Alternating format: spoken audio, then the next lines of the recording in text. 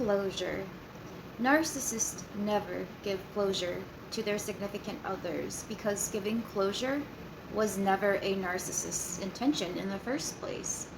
The narcissist does not consider anybody in their life to be a flesh and blood, sentient individual with his or her own feelings, cares, concerns, desires, and ambitions, as the narcissist treats and views people in their life as if they were merely objects that provide requisite services.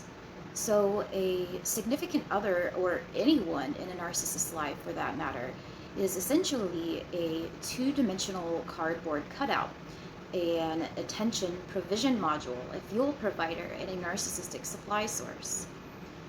Narcissists have certain peculiarly strong abilities which they use to leverage their loved ones. They have very keen insight in regards to discerning what their partner's motivational goals, ambitions, and desires are, what people's underlying basic fundamental drives can be. And I think in general that narcissists are cognizant of the fact that most people are inquisitive and curious by their very nature. They are interested in knowing why things are the way that they are. They want to understand the underpinnings of how things work. Most people do not like to be left hanging in one way or another. They don't like to hear solely part of a story. They prefer to hear a whole song, not merely part of a whole song. And they do not just read part of a novel, they prefer to read the whole book. So the narcissist plays or utilizes his or her knowledge of this basic human core drive, desire, trait, or characteristic to serve their interest and to satisfy their narcissistic needs. Ghosting and the silent treatment. These are very common with narcissists, as the narcissist will utilize withholding closure in a primitive and very passive aggressive manner.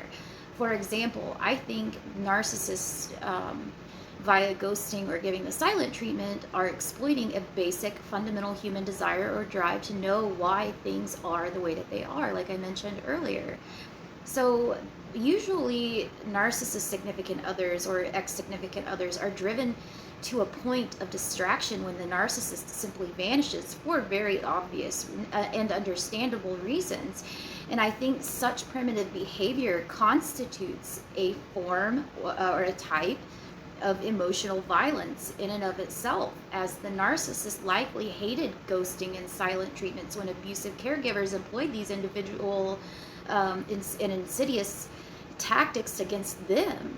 So nothing apparently irks the narcissist as much as when a person, through either words or deeds, telegraphs the message to the narcissist that the narcissist is powerless, the narcissist has no control, they don't exist, they are not worthy of any recognition, and their unlovability is so immense that they are not to be either acknowledged or loved.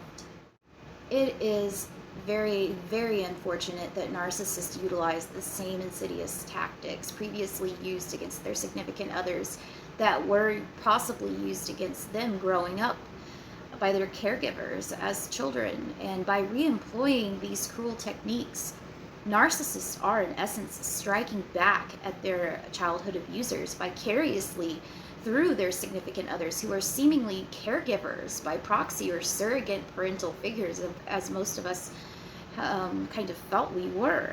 And many narcissists seem to intentionally withhold or not provide closure because they find that by doing so, that doing so is fun.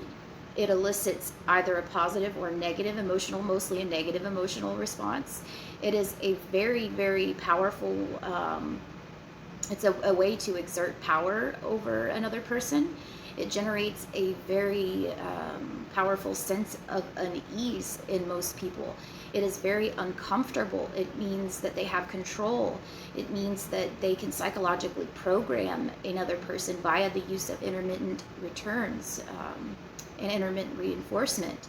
It is unnerving. It generates anxiety. It is a type of stealth conditioning and programming tactic.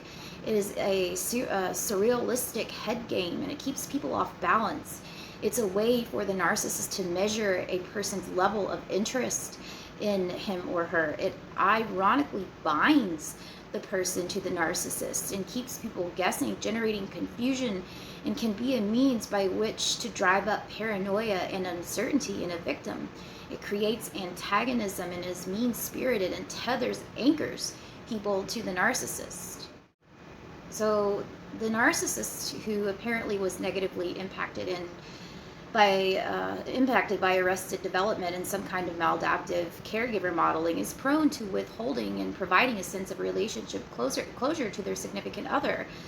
By withholding closure via the silent treatment or via ghosting, the narcissist is they're telegraphing a message to the prior significant other, and they are declaring to their ex that they are powerless and that the ex has no control, that the ex does not exist and they are not worthy of recognition, that their unlovability is so immense that they are not to be either acknowledged or loved.